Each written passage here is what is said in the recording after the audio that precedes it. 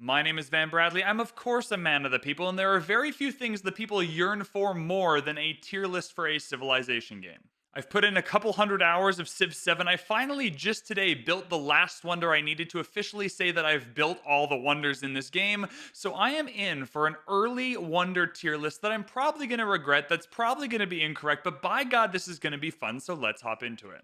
We got our tiers. All the way at the top is S for Sid Meier tier. All the way at the bottom is Civ 7 base game UI tier. I wanted to put the base game here just in case they patch the UI by the time you're watching this video. But the UI in Civ 7 as it currently stands is absolutely awful. So it's going to be our bottom tier for today just to make a little joke about it. Just below me will be all of the abilities of the wonders as they are stated on the Civ 7 wiki. I know a lot of these off the top of my head. I don't know all of them off the top of my head, so I'm using the wiki, you're using the wiki. We're making sure we understand what they do as we go along. These are sorted Antiquity, then Exploration, then Modern, which will be nice and easy. So we're going to start right here with Anchor Wat. The Anchor Wat gives us +3 happiness, which isn't a ton on its own, but in those age transitions where you're losing quite a bit of happiness sometimes on the transition, I find that it can be quite helpful. 3 happiness is not enough, and that's a whole specialist. Where Anchor Wat really shines, though, is in its specialist limit for the city it goes in.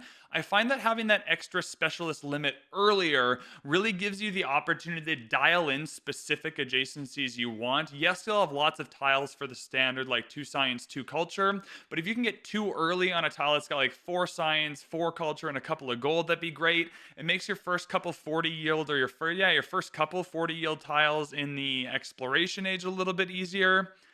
I mean, I feel like it's probably B tier, but when I use it, I feel A tier-esque. Let's drop it in A for now. I really like the specialist limit. Let's drop it in A for now and see how we feel once we start populating, but we'll go A. I would like it to be known now I have very few preconceived notions because I've never done this before. It's a brand new game. I've never really thought about where I would place these. This is raw. I'm not fighting against myself here. Next up is the Colosseum. 3 culture and 2 happiness on quarters in the city. I knew it was culture and happiness. I'm trying to remember without reading the wiki, but that's okay. So with the Colosseum, when it's online, it's really good. When you're getting those quarters and you're getting that culture and you're getting that happiness, it's excellent. It needs to ramp up at the beginning of each age, though, because once the age transitions, all of your obsolete buildings no longer count towards a quarter. So until you overbuild them, it's not giving you that culture and that happiness again. But by the ends of the ages, it's doing a ton for you. It is really, really, really good. And because it only needs to be next to a district, it's easier to grab adjacencies. Not that Angkor Wat was hard. I feel like Colosseum might end up in the Sid Meier tier. It might end up in the Sid Meier tier. I'm going to put it in A for now. But I'm going to switch it with Angkor Wat just so I can keep track of the ones I think I might want to elevate. I think Colosseum's going to end up here, but we'll put it next to Angkor Wat for now. Colossus, 3 gold, 3 resource capacity, dang it, and 1 economic attribute point. I'm getting there with some of these. I'm starting to remember them. The economic attribute point is pretty good. The gold is not great, but whatever. But the resource capacity is quite good. In the exploration and antiquity age, you're getting the camels. So it's easier to have them. But in the modern age, having an early settlement that's kind of gone through everything, that has the extra 3 resource capacity, has always felt quite good. You're always looking for more resource capacity, especially having a city later in the game that can get some factory resources in there. It's not as good as these 2, but we'll go B. We'll go B for now. I really value, especially in the modern age, that 3 resource capacity, because you're not going to get the camels anymore. It's important to remember, too, all of these are ageless and all of them provide adjacency to any nearby buildings. So I'm just trying to figure out exactly how to take that into account, but I think B for Colossus feels okay. Dersharukin is interesting, and I suspect I just haven't had the right game to make it really pop off. It acts as a fortified district, which is nice. That is a nice thing, to have a fortified district kind of giving adjacencies to all of your kind of, science and culture and whatnot buildings. It also gives extra combat strength to fortified buildings, I believe, or fortified, is it fortified buildings? Yeah, fortified districts in all settlements, that's what I meant to say. So it's not bad. I just maybe haven't been on the defensive enough to really appreciate Dersharukin. I'll go C. I'm smart enough to know that at its maximum ability, it's nowhere near the bottom, but I just don't think it's going to hit its maximum ability very often, and walls are really easy to get. Like, once you unlock the walls, they don't take a lot of gold or a lot of production, and so you have an easy way to get fortified districts anyway. C or D? We'll go C for now. Emil Bell is pretty darn bad. The diplomatic point is whatever. I mean, I like all of the points, but it's not amazing.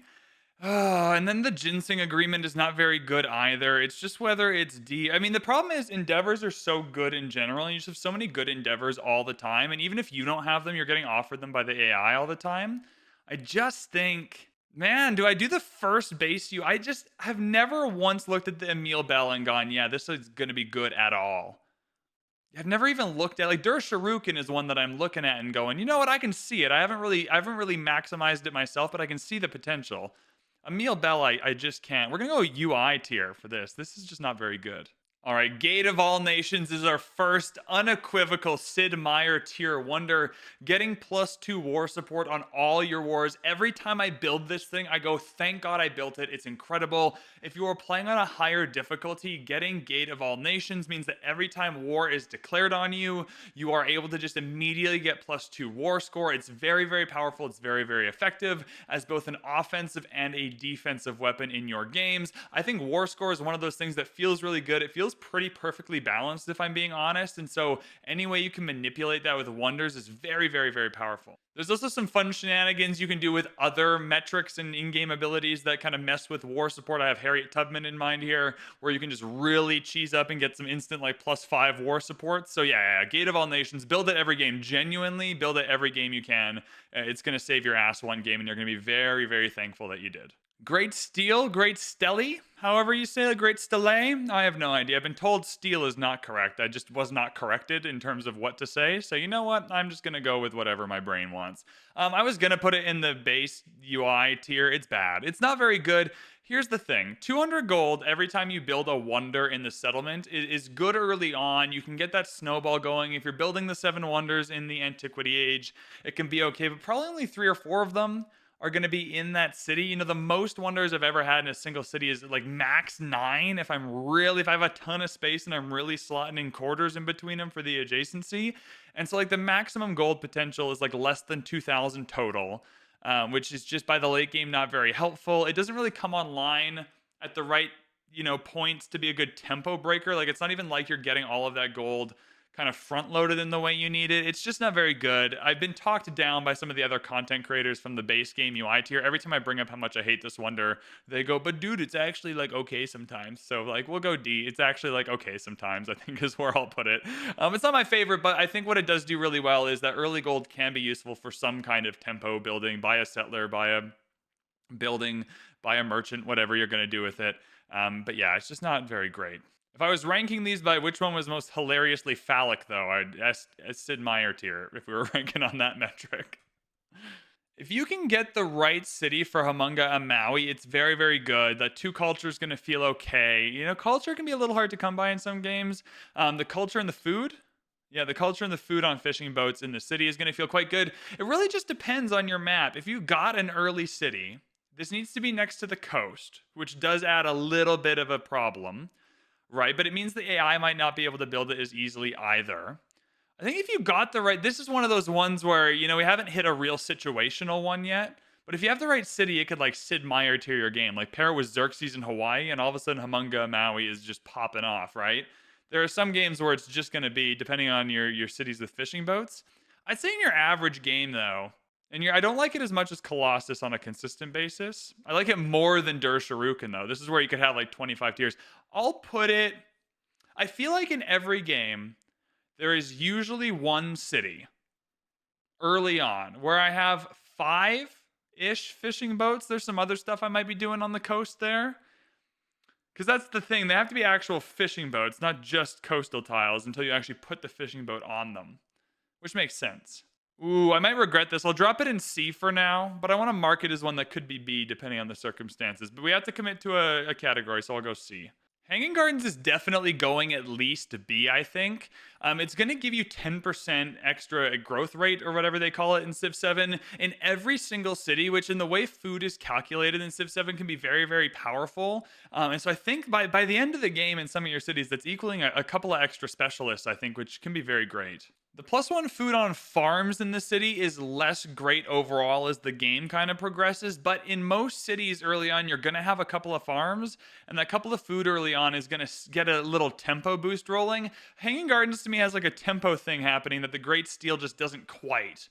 Like they're both in the same realm, and I think that 10% in all cities is very, very powerful, and that's for the rest of the game. So yeah, we're gonna go at least B. Could A it up a little bit, but we'll go B for now. The other thing I forgot to mention with Hanging Gardens is that expansionist attribute point, one of the first ones you get there, might even be the first one, is 25% production towards settlers. So you can kind of just start popping out settlers a little bit easier early on, which is really, really good. The settlement limit itself kind of caps how far you can take that, but I think overall Hanging Gardens is really, really good.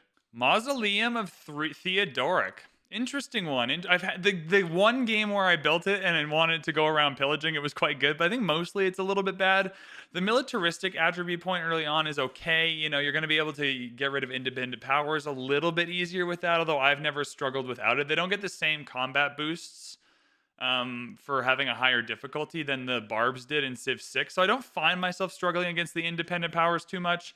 I can always just get my commander over there and just get a bunch of free promotions. I will say the yields and HP from pillaging later on in the game is really helpful. It definitely makes it at least C tier. There's a lot of times, and I play on deity, so if you're playing on a lower difficulty, this might not be the case, but the way the districts work now, where you have to take all of the walled districts, you have a lot of times where you're just standing on tiles needing to pillage for health or just pillage for those yields, and getting the extra health is really good. I don't know if getting the extra yields is quite great. I don't know if that's quite balanced correctly, but the extra health is quite good. I'll go C here. I'll go C. It makes it a little easier to go on an offensive war. Or if someone attacks you, you know, you built Gate of All Nations, you're switching it around and you're doing some pillaging. I think this is C. It's not D tier, I don't think. Monk's Mound, 4 food, 4 resource capacity, straight to A tier. Really, really easy. You know, it's just resource capacity. 4 resource capacity in that city. Once you get to the modern age, you need that space for factory resources. It's just really, really strong. It's really strong for the whole game because this city no longer needs camels for the first 2 ages, so you can just fill it up with good resources and then take some of your other ones with camels into your other cities and kind of extend their ability to hoard resources. I just think, yeah, anything that's giving you resource capacity is very valuable. Mundo Perdido seems like one that's built specifically for the civ that it is attached to, which is Maya. And I reckon, you know, Maya's going to get nerfed soon, so I reckon Mundo Perdido will be pretty critical to Maya's success once she gets nerfed. Oh boy, oh boy, oh boy. What am I going to do with you? Happiness and science on tropical tiles in the city. How many cities are you getting with tons of tropical tiles that you're then building on top of? Or like using your rural, you know, builders on for your tile improvements instead of just shoving stuff on top? It's not that many. I think it might be D tier overall. I think if you're doing the right Maya game, it's like A tier. But if you're not, might be D tier overall. How often in like your everyday game of Civ are you getting the right conditions for that to pop off? I don't think it's that often. I'll go D. Nalanda is interesting, but it's so specific to the Antiquity age that it makes it difficult to go any higher than C. The 3 science is going to feel good in the age transition, and so I think there it might kind of move up to C. Right, but the codex and the codex slots are not hard to come by without Nalanda. You can just get those without Nalanda. So I think if you're in a pinch and you're trying to finish that legacy path, it's important. But I've never had a problem finishing it without Nalanda. I've never once gone to get codices or the codex slots and gone, shit, if I don't get Nalanda, it's gonna go tits up here. So I don't think it's that valuable for that reason. The scientific attribute point on its own is good enough for me to leave it in C there. If you can get into any space where you are getting to that 5% science repeatable, that's really good, and that scientific attribute point will help you get there. So I think just because of the attribute point, I'll go C. Oracle's another one that's just kind of, I'm not so sure about it. You know, the two cultures, fine. But you're going to get 10% culture per age in narrative events. What are we thinking that adds up to over the course of a whole game? 1,000 culture? If all of your narrative events in the Antiquity when you build it are worth 10, let's say you get 12 to 15 of those, so like 150, and then 20 for all the ones. Let's say you get 30 by 2,500. Yeah, you're looking at about 1,200, 1,500 culture throughout the entire game for the Oracle. That's not really that good. I'll drop it in C for now because it's named the Oracle. Man, it's giving me. It's just not great, is it?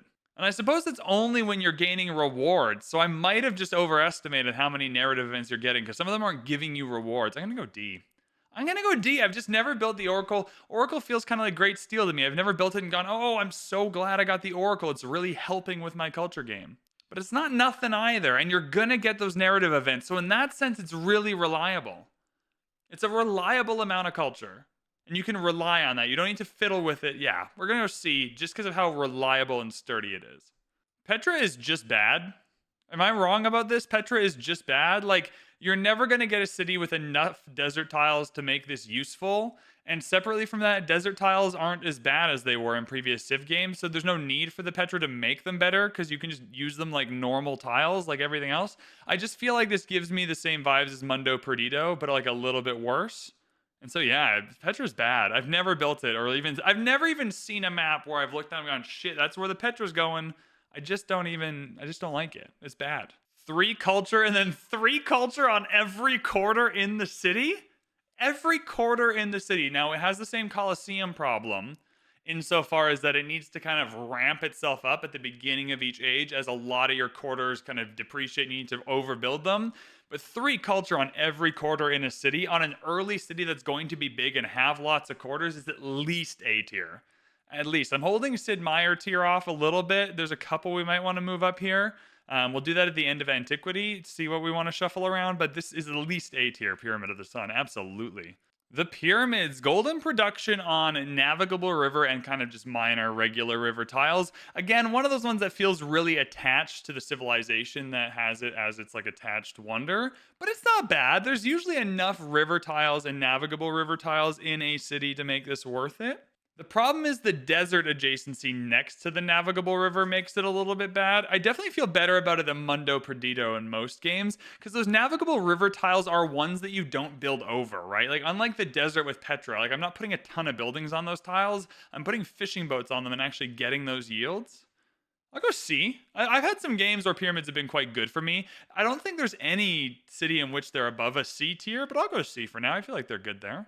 Sanchi Stupa, +1 culture. I believe it's every 5 excess happiness. I don't think the wiki's saying that, but it's every 5 excess happiness. I remember because it's identical to the Ashoka ability when I played it. It's definitely B. It's good. There's usually, in your main cities, I find that I'm usually over like 40 or 50 happiness in your average game.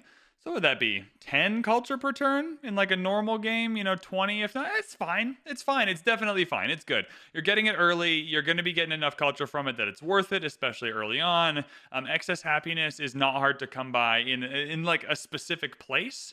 And so if you did want to like really hammer home happiness here in the city with the Sanchi Stupa to make sure you were getting that excess, it combines well with a lot of other abilities too. You might like forego a couple of specialists to save the happiness to get the culture this way, so it adds a little flexibility. I think this is great. B, definite B. Terracotta Army is definitely in that C tier. You're not going to use it's like Der Shuriken. You're not going to use it every single game, but when you can use it really well, it's going to be fine. You're going to get a free army commander, which is nice, but the investment is likely the same. What's good is that this will just give you adjacencies as well. It's a world wonder, etc., etc. You're going to get 25% experience on commanders, which is very, very valuable. I think, again, in the right game where you have lots of commanders, lots of fighting, you're closer to the A tier there with that commander experience. But it's not going to be every game. Maybe it's a B. 25% commander experience does rock. I don't think it's as reliably good as Colossus, though, right? And so this is part of how do you judge these? Do you judge them on reliability? Do you judge them all in their best case scenario? The problem with that is most wonders in their best case scenario just go to S tier. So it's like, okay, well, how often can they get their best case scenario? It's a hard thing to do this, man. I'm really putting my reputation out here doing a list like this. I'll go C. It's good. Weyang Palace is one where it's like when I first started playing Civ 7 in the preview kind of early access period for that month, before the review embargo, I immediately jumped it up here. And since then, I've kind of walked it back down to B tier and then up to A tier and then maybe back to B tier, but never back up to Sid Meier tier. That 6 influence is very, very strong, and it doesn't even really weaken itself. Like I just in a game in the modern age used a town hub specialization to get 10 influence per turn because of how good that felt to have it. I think this is A tier. I think it's like S tier in the Antiquity and Exploration ages, and then that 6 influence per turn falls off a bit in the modern age, but it's still like a reasonably welcome amount. Like, you'll notice getting 6 influence per turn, and influence just gives you so many things to spend itself on that are all valuable. I think Wei Yang Palace is probably an A tier. I don't think that 6 is enough. Like, Gate of All Nations can single-handedly like win or lose wars for you depending on the situation, but is always S tier. Whereas I think Wei Yang Palace, there are other ways to get the influence you need, but it's very, very strong. We're gonna move on to exploration. I worry that I haven't Sid Meier tiered enough. I feel like B down. I feel really good, which is unusual when I do these. Right, I usually feel pretty bad. B down. I feel pretty good at this point, but the A to Sid Meier tier. I just think maybe a couple of these move their way up. We'll leave it for now. I'm not take committed to it, but specifically these two. I feel like, oh boy, it's hard.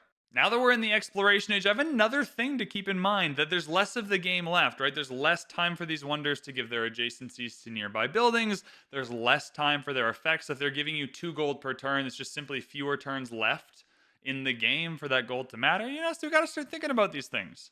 Borobudur is kicking us off instant Sid Meier's tier. I just think this is incredible.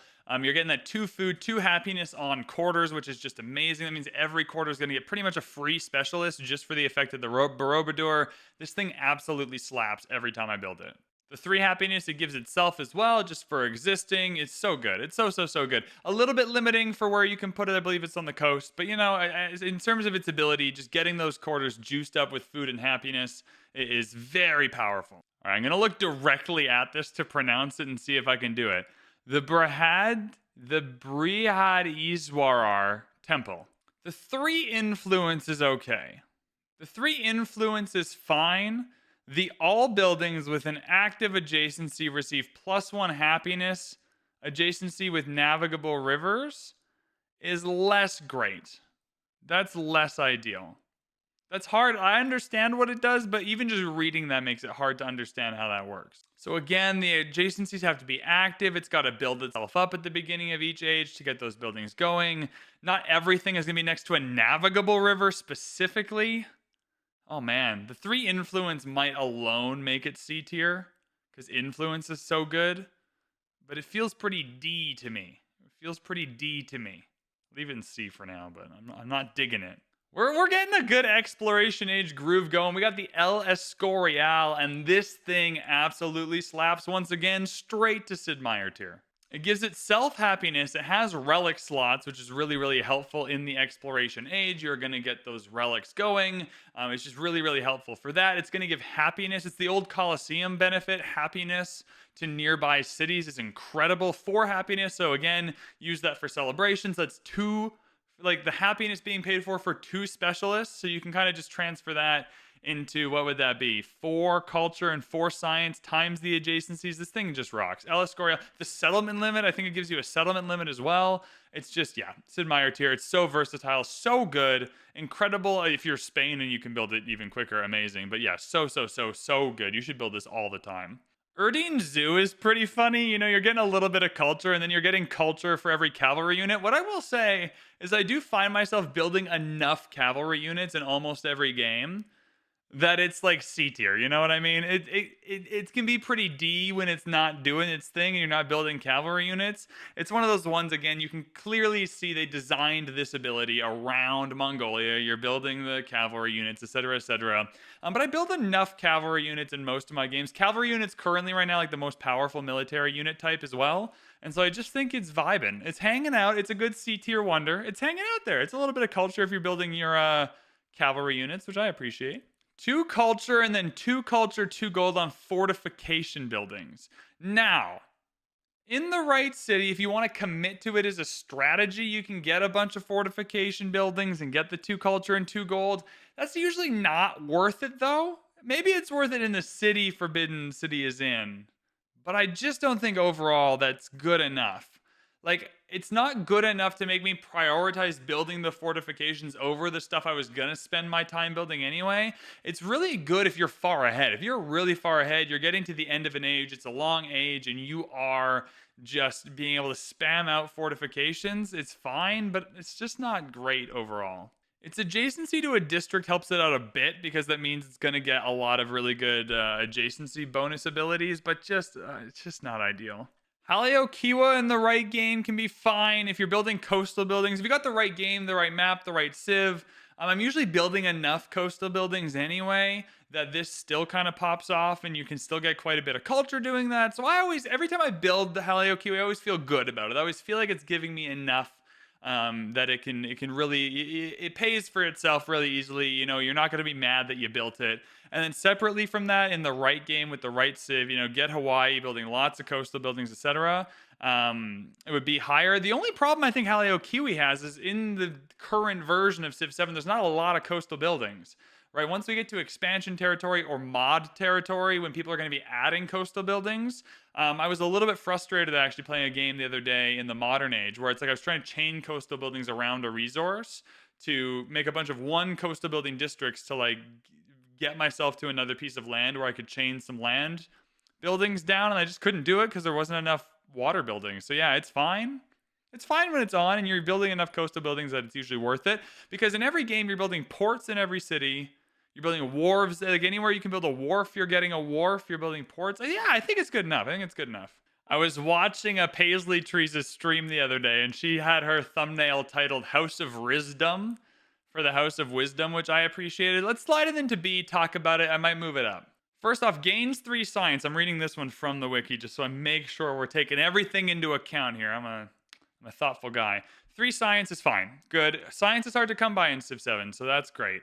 Right? Gain 3 relics. That's really good. 3 relics is really, really good. Not that finding relics in the Antiquity or in the Exploration Age is particularly difficult, but if it means you don't have to spend your time doing this religiously, that's great. It's really going to speed up getting that too. It'll speed up finishing that path, which might be nice. So I like the 3 relics. 2 science on Great Works is really handy, especially in the modern age. You're going to have some Great Works as well.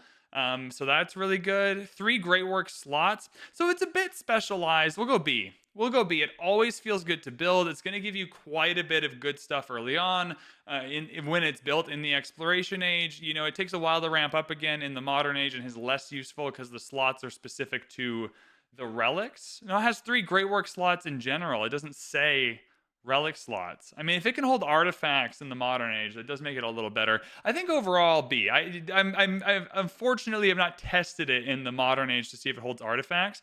A lot of the carryover doesn't happen that way though. I'm gonna go B. I think it's good, especially because it's providing science in a really accessible way. It's speeding you through that cultural path in the exploration age. So yeah, I think that's good. I do realize I'm fighting for my life out here because some of these descriptions are a little bit incorrect. Shame on the Civ Wiki, but it's okay. I got a big brain. I'll figure it out. Plus 4 gold on Machu Picchu.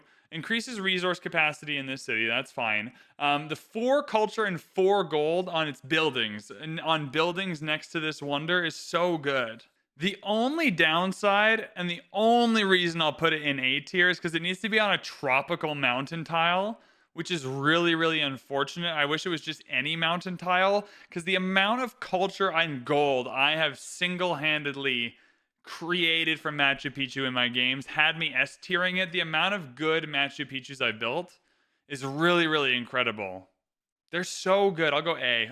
It's a little hard to build, but once it's built, by God, is it incredible. The 2 resource capacity is excellent. That's 8 culture and 8 gold for every kind of completed quarter next to it. It's so good. It's so good. At least A. I would S tier it if it wasn't a tropical mountain tile. Notre Dame is incredible. I'll go A tier as well for now, but this is another one that you could easily S tier in the right game. Gives you happiness during celebrations. All of your specialists are giving you, I think it's 3 culture, which is just incredible. That's a lot. I'm trying to think of how many specialists I have in my games. Like if I'm pushing to the end of a modern age, we'll call it 30 specialists maybe. That's not bad. You know, about 100 culture per turn if you're really popping off, but it takes a while. We'll go A. That's good. It starts a celebration when you build it. Yeah, I just think that it's close to S tiering it. It really depends on how many specialists you're going to have. So it doesn't synergize with everything, but it's pretty freaking good. We'll go A tier. Serpent Mound also putting in the A tier. This thing can absolutely rock. Going to give you a bit of influence right away, which is incredible. Now, I do want to say there are some civs that just do not have unique tile improvements. And if you do not have them, then this thing is going to suck. But there's enough that do. The Paradisa comes to mind, where the science, what is it? Science and production. It's science and production to all of those unique tile improvements absolutely goes insane. There are quite a few civs and leaders with enough unique tile improvements to make this absolutely incredible. So we're going to go A tier for Serpent Mound. All right, my favorite one to say, Shwedagon Zedida, is really, really funny. So here we have an interesting one. I'll go B tier. The science it gives you, 4 science, is going to be a good amount of science. It's going to give you 2 science on every rural tile that has happiness, which is not bad, right? You're going to have quite a few rural tiles in a lot of your cities with happiness. It might equal 10 or 12 science overall in like the right city. The only problem is you're kind of continuously building over those. Right, you're kind of continuously building over those to get more districts and quarters, and so it's not always going to pop off the way you will. But the wildcard attribute point, every time I build this, I find it really helpful to go into the culture, the science tree, get that 5% repeatable going.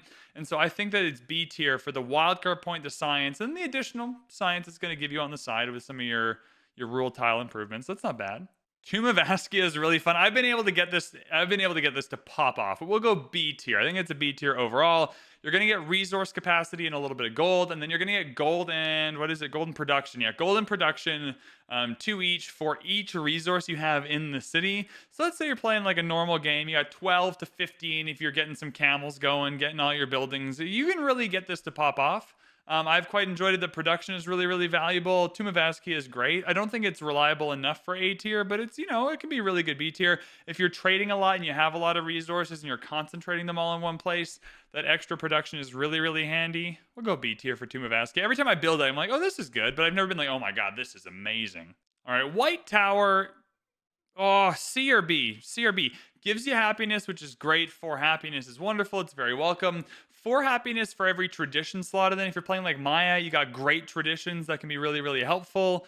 Spain traditions can be really good in the next stage as well. So there's a few where you're really trying to carry over as many traditions as possible. What are we going to do with you? I built it a handful of times and I've always felt pretty good about it.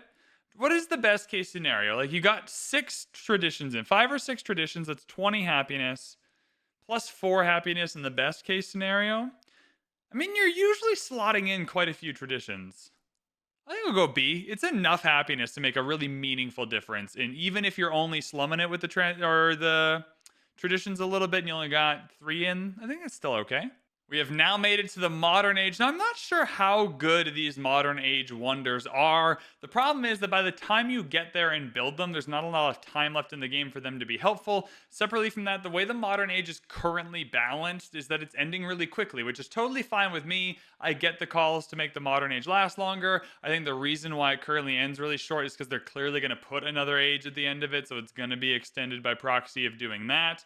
And so normally what would happen is you'd get to the end of one of those 4 paths, and then you'd push the age ahead by a little bit, but you'd still have plenty of the age to play, and you can go down the other 3, etc. But now once you get to one, you kind of have to get a victory condition. So I think that's why it's feeling a little bit shorter. But overall, I think the modern age wonders are bad compared to these ones. And so I expect a lot of C's, D's, and base tiers here, but we'll see how we go. Brandenburg Gate can be fun. It's not overly practical. I'll go D. It's fine. It gives you production. All right. It gives you no happiness penalty from war weariness to the city. So that can be good. Although if you're managing your war score properly, you shouldn't really be in that situation. And then 5 happiness in conquered settlements. That can be pretty good. That can be pretty good. Now, I do wonder, kind of depends if it happens retroactively in any settlement you've conquered or any new settlement. Either way, you'd have to be really blitzing along and conquering a lot of your settlements. Let's go C. Let's be nice to the modern age wonders.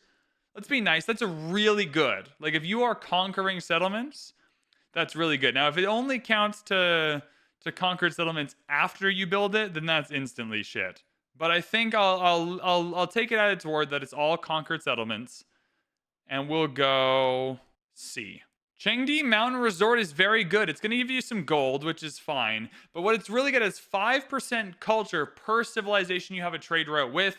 You should have a trade route with every other civilization, especially if you are building this wonder. That should be a whole blanket, like 25% culture. This is instantly A tier. I think what holds it back is that in the modern age, there's usually a lot of war going on. You're usually not able to trade with everyone very easily. However, that 25% culture feels so freaking good. This is another one that might S tier in the right day. But yeah, this one's really good. Doggo Onsen can be pretty funny. So it's broken in the game right now and gives happiness to every single settlement, or gives a growth event to every single settlement when you enter a celebration. How this is meant to work: you gain a little bit of happiness every turn. Great, cool, whatever. But then every time you enter a celebration, you will gain another population in that settlement. I think this is a pretty D tier wonder though, and here's why. The amount of celebrations you will be gaining after building this. So you got to get to it, unlock it, and then build it. And then the amount of celebrations you're going to have after that is not enough. You're gaining 3, 4, 5 population, which in a city in the modern age is a lot of food because you're typically not getting them. But I think, it's hard. Is it also C? Maybe it's also C. It comes pretty early in the modern age. How many celebrations are you getting after that point, though? So you're getting a rural tile improvement worth 5 or 6 food or production, or you're getting a specialist. That specialist can make a meaningful difference, though. Oh, man. It really depends on the city. I'll go C just to be kind to the modern age wonders. Doi Sutep I'm putting in the D category. It's going to give you some influence, which is fine. The culture and gold for every city-state you're the suzerain of is absolutely ass in the modern age. Like, even if you go balls to the wall and choose like 5 city-states, that is not enough culture or gold to make it worth doing separately. Like, it's just an immense amount of influence you have to spend choosing city-states in the modern age in the first place. You know what? This is base tier. This is awful. The more I talk to myself about it, the worse I hate it. The Eiffel Tower, 5 culture. We're going to go C tier. 5 culture, and then a little bit of culture and a little bit of happiness. Yeah, it's happiness. On quarters in the city. The only problem with Eiffel Tower is you're kind of building it at a point where a lot of your quarters have been kind of decommissioned. You got to rebuild them all. But as you're rebuilding them, it starts to feel pretty good. It's going to open up some specialist opportunity for you. Every time I built the Eiffel Tower, I felt pretty good about it. Might be really, you have to really rush it for it to get an effect in the modern age, but we'll give it the benefit of the doubt. Hermitage is quite good. I'll go B tier. It's going to give you culture, but then it's going to give you plus 10% culture, I believe. 20%? Yeah, 10%. 10% culture in cities that have a great work slotted. In the modern age, getting explorers early and getting great works is not hard. Museums are also very good buildings to acquire the slots anyway, so you should be able to really easily get 10% culture in all of your cities just via having this. It has some great work slots for you, which means it kind of replaces a museum, so you have to build one less or one fewer. So I just think it's fine. Although this is looking a little strange. Why is there 2? Okay, whoever did these building models kind of stole the flag part of it, but that's okay. Yeah, I think this is fine. I think this is a B tier wonder. Again, I'm going to look right at it to say it. Mzubu Azala Mpanga. It's going in the base game UI. It's bad. It's just not good. You know, you're never going to have big enough lakes for this to be worth building, I don't think. And so, yeah, it's just not very good. If you're playing Buganda, it's probably fine, but it's just not very good overall. It's in the base game tier. It's just, I don't mess with lakes, and so, yeah, not ideal. Oxford University, definitely going in the A tier, gives you a wildcard attribute point, which is very helpful. Gives you 2 free technologies, which is always helpful in the modern age. You want to get ahead as quickly as possible in the modern age. That's great. The base science isn't bad either. It comes early. It's very effective. You are never going to regret building it. Perfect A tier. Doesn't quite do enough for me to be S tier, but I do build it every time I can, and I really do enjoy it. Palacio de Bellas Artes is fine. C or D, you know, when I play Mexico, I like building it, but it's not great otherwise. 5 culture's really meh when you're building it in the modern age. Like, that 5 culture's not going to make or break the game for you. 2 happiness on great works can be good, but again, that's like maximum 30. If you have 30 happiness from this, it means you've already got enough great works to win the game. So it's like, that's not good. And then 10% happiness in this city can be good. But even if you got like 100 extra, like, what is the max happiness is giving you? 40? And that's if you're really killing it. And that's only if you're able to win the game soon anyway. Yeah, D tier for me. Unfortunate D tier. Red Fort is going to be a lot better when there's another age in the game. I say when. I'm pretty sure there's going to be another age in the game. I think it's like pretty bad overall, though. Base game UI tier, I think for now. I think at any point, if you're adding a little bit of HP to city centers and you're kind of adding more fortifications around, what is it? Fortified district itself. So it's like Der Shuriken, and then you have 50 HP to all city centers. It's just the amount of work it takes to do this. Like, I think for this and Der Shuriken and some of these other wonders, like with the exception of Gate of All Nations, which is just good offensively or defensively, the amount of work it would take to build this to be defensive for you, you could just build like a good army commander and army situation. So at least when you're on the defensive, you are gaining it. I don't know. There's just something about these defensive wonders specifically for defense that just don't quite do it for me. 6 happiness and spawns 4 migrants. We're going in the A tier. Spawning 4 migrants in the modern age, being able to go and pick where you want to put those migrants is very, very, very, very helpful. Every time I build the Statue of Liberty, I feel great to have those 4 migrants. They're always helpful in the city I want to build them in. I just think this is an excellent wonder. We're going A, maybe B. How useful are those migrants? They're pretty useful. We'll go B tier. We'll go B tier for, I got ahead of myself. We'll go B tier. The migrants are great. They're coming a little late in the game, but they're really good. Oh. Okay, we'll go B tier. Taj Mahal is B tier as well. It's going to give you a wildcard policy point. Always very helpful, especially at this point. You're kind of getting those 5% repeatables, which is great.